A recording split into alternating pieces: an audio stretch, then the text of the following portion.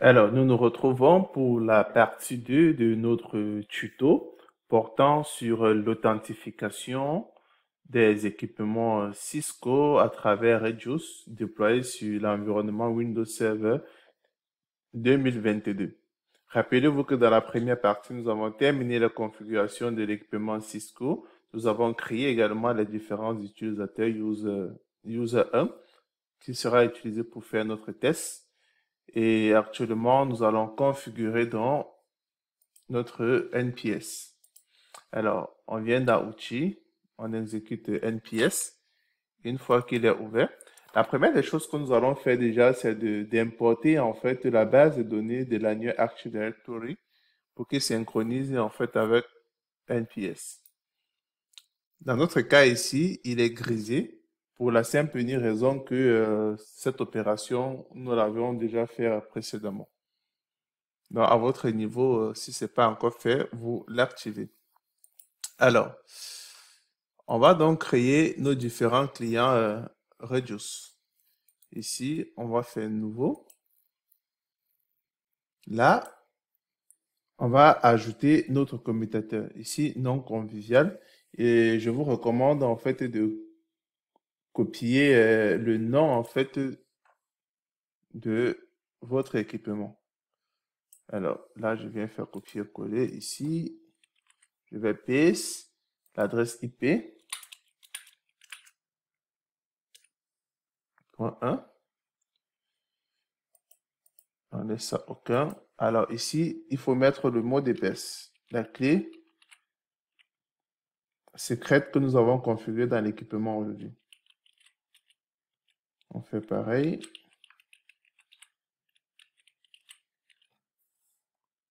On valide. Alors, l'équipement a été ajouté. Maintenant, il nous reste une dernière étape à faire. C'est de créer en fait une politique qui permettra de pouvoir authentifier nos différents hôtes. On va donc venir là dans stratégie des réseaux. On va créer une nouvelle. On va faire nouveau. Ici, comment est-ce que nous allons l'appeler? Appelons-la par exemple connexion Radius.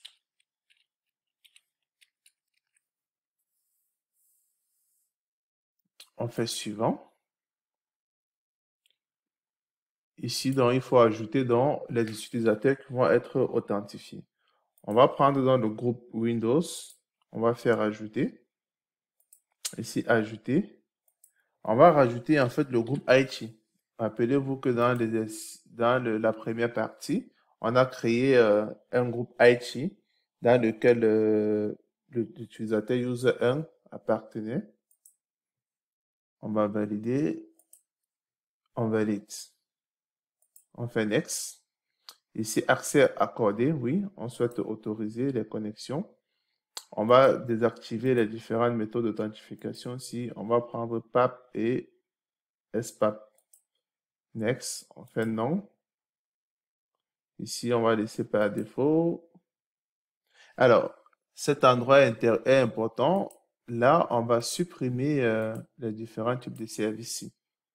On va ajouter un nouveau. On va chercher Service Type. Là, on va faire ajouter. Dans Service Type, autre, on va chercher le login. On va valider. On ferme. C'est bon. C'est-à-dire, le type de service que nous voulons faire, en fait, c'est un service de login. Maintenant, on va spécifier, en fait, le fournisseur. Avec quel fournisseur souhaitons-nous traiter? On va venir ici prendre Cisco. Dans Cisco, on a celui-ci. On va faire ajouter. Alors, si vous vous rappelez, dans le schéma avec les commandes que nous avons mis au départ, il y a le shell 2.private. Je vais souligner cela pour que vous voyez. Il y a cette mention que j'avais mis là. Alors, cette mention permet que tout utilisateur qui va être authentifié, en fait, se connectera avec le privilège 15 dans les devices. Donc, je vais faire un copier-coller.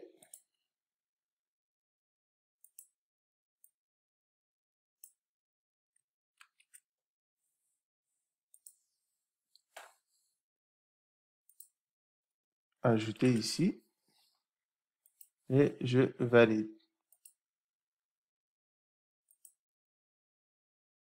Là, vous l'avez également là. Suivant. Ça, c'est un récap de ce que nous avons configuré et je fais terminer. Alors, là, on peut voir qu'il est bien affiché là. Alors, faisons ceci maintenant. C'est le du test.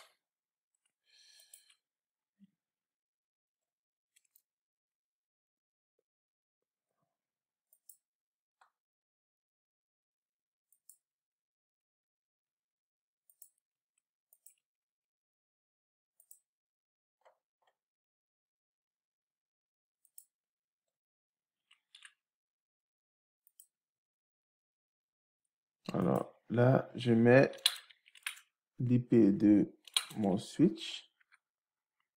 Connexion SSH.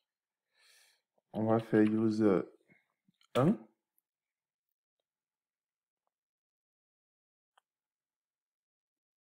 On valide.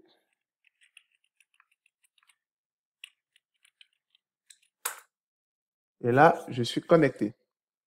Je suis connecté en fait avec le user 1. Essayons de faire quelques vérifications pour voir. Faisons show run pour regarder en fait les comptes qui sont à l'intérieur de notre switch. Nous avons un compte ici username, le compte admin. Et dans notre méthode de configuration, qu'est-ce qu'on a dit tout à l'heure?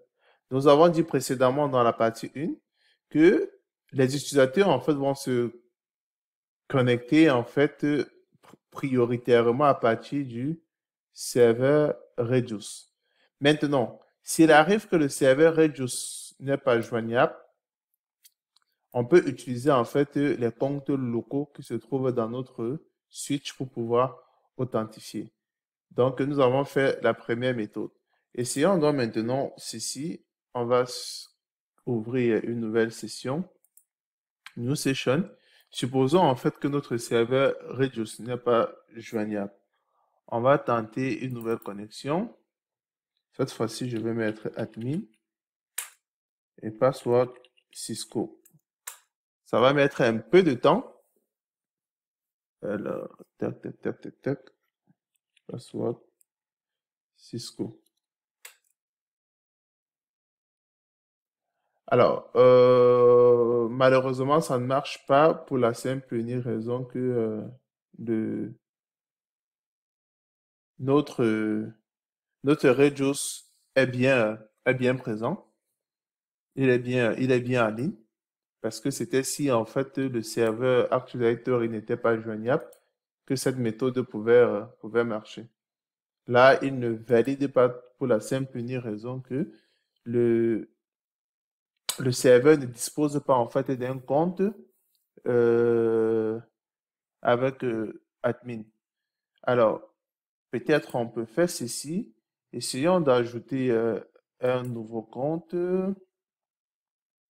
On va créer user2, utilisateur, user2.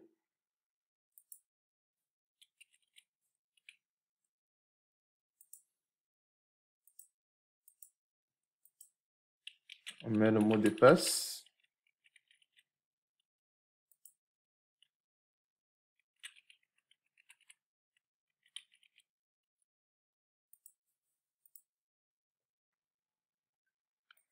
Et le user2,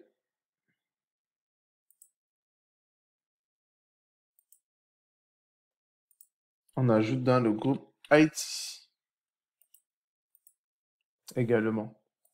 Puisque rappelez-vous que dans la politique, en fait, c'est le groupe IT qui a été autorisé comme groupe d'utilisateurs pouvant se connecter.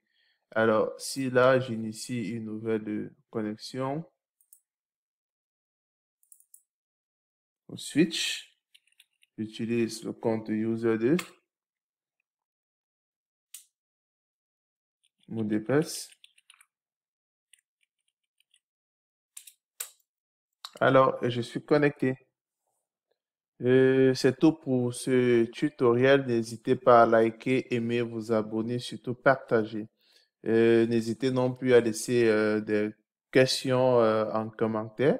Et s'il y a des nouveaux sujets sur lesquels vous vouliez qu'on travaille, n'hésitez pas à laisser ça en commentaire et nous allons faire des vidéos pour cela. À très bientôt.